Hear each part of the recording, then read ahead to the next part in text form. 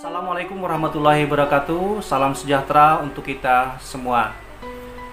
Pada kesempatan ini saya berterima kasih kepada seluruh peserta yang sudah hadir, para guru-guru hebat sebagai pejuang dan guru-guru penggerak di sekolah kita. Terima kasih sudah hadir memenuhi undangan kita dalam pelaksanaan in-house training kita pada kesempatan ini.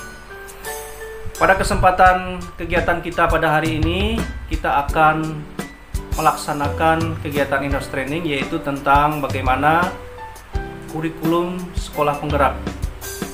Jadi pada kesempatan ini nanti kita akan hadirkan dua narasumber yang sudah datang pada kesempatan ini, yaitu yang pertama adalah Bapak Ahmad Yani, seorang narasumber yang hebat yang bisa menyampaikan bagaimana tentang kurikulum sekolah penggerak itu, bagaimana prinsip-prinsipnya, dan seperti apa nanti akan kita dengarkan bersama-sama, akan kita simak bersama-sama. Dan yang kedua adalah Ibu Nurul Huda yang akan menyampaikan bagaimana karakteristik pembelajaran dan juga asesmen yang diberlakukan dalam sekolah penggerak ini. Bapak Ibu, saya berharap dapat mengikuti kegiatan ini dengan baik, bisa menyimaknya dengan baik, dan nanti ada kesempatannya untuk boleh menyampaikan pertanyaan-pertanyaan di hal-hal yang tidak dimengerti. Kita diskusikan bersama-sama sehingga materi yang boleh disampaikan pada kesempatan ini boleh disampaikan dan kita boleh menyimak, sekaligus juga kita bisa menjalankan nantinya di sekolah kita ini, sehingga apa yang kita harapkan yaitu sebagai sekolah penggerak betul-betul kita bisa menerapkannya di kesempatan ini.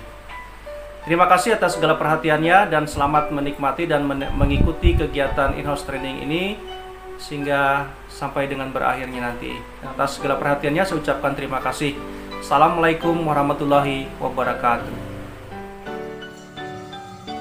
Bismillahirrahmanirrahim. Assalamualaikum warahmatullahi wabarakatuh. Selamat pagi Bapak Ibu. Salam sejahtera buat kita semua. Terima kasih kepada Bapak Ibu saya ucapkan atas kehadirannya di tempat ini. Wabil khusus saya ucapkan terima kasih saya kepada Ibu Ana yang telah mengantarkan saya untuk berbagi bersama Bapak Ibu. Bapak Ibu, pada kesempatan ini kita akan berdiskusi terkait dengan kurikulum, khususnya kurikulum sekolah penggerak. Namun sebelum kita berbicara lebih jauh terkait dengan kurikulum sekolah penggerak, saya ingin berdiskusi dengan Bapak Ibu memahami terkait dengan apa itu kurikulum. Bapak Ibu, siapa yang akan mengungkapkan pemahamannya terkait dengan apa itu kurikulum yang kita pahami selama ini? Silakan Bapak.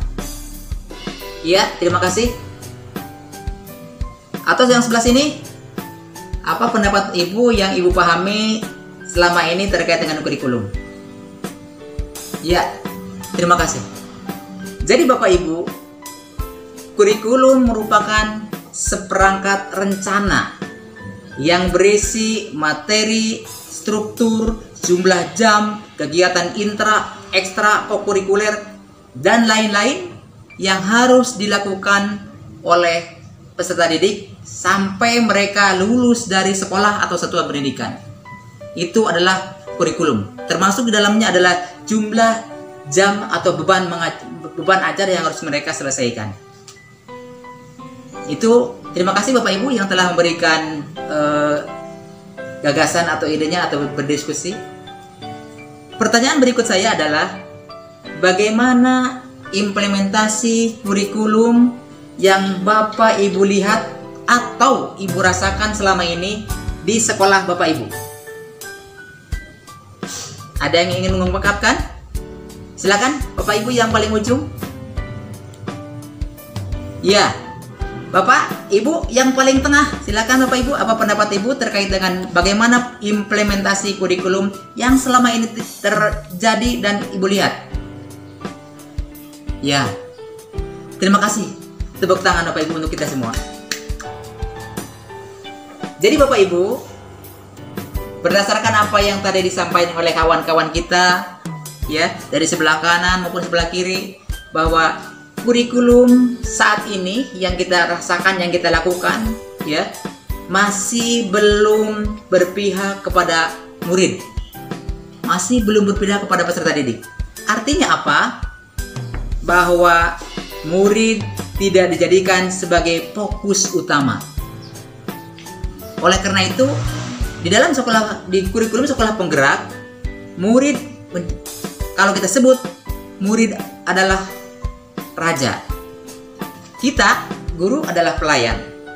Maka kata Ki Hajar, guru sudah selayaknya mengabdi kepada sang raja, yaitu murid. Dalam pembelajaran, kita harus mengedepankan murid. Ya, walaupun selama ini kita tahu bahwa student center sudah dilakukan, tapi di dalam kurikulum penggerak ini akan lebih kita tekankan. Bapak Ibu, kita jangan kaget dengan perubahan. Kurikulum 2013 atau K13 itu sudah lama kita gunakan, kita lakukan sejak kurang lebih 2013 yang lalu. Mungkin sudah 8 tahun berjalan. Ya, kita sudah nyaman dengan pelaksanaan kurikulum 2013. Hari ini kita akan mencoba menggagas atau melayani anak-anak kita dengan desain kurikulum yang baru yang kita sebut dengan kurikulum sekolah penggerak.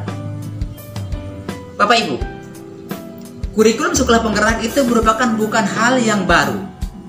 Karena di dalam kurikulum sekolah penggerak, ya, itu merupakan sebuah penyempurnaan dari kurikulum yang selama ini kita lakukan. Kurikulum 2013 berbasis kompetensi. Di kurikulum penggerak, yes, kurikulum berbasis kompetensi. Di K13 itu ada kompetensi, kita kenal ada kompetensi inti, ada kompetensi dasar atau kompetensi standar kompetensi dulu, ya. Di kurikulum sekolah penggerak, keduanya itu kita lebur dijadikan menjadi satu yang namanya capaian pembelajaran. Ya.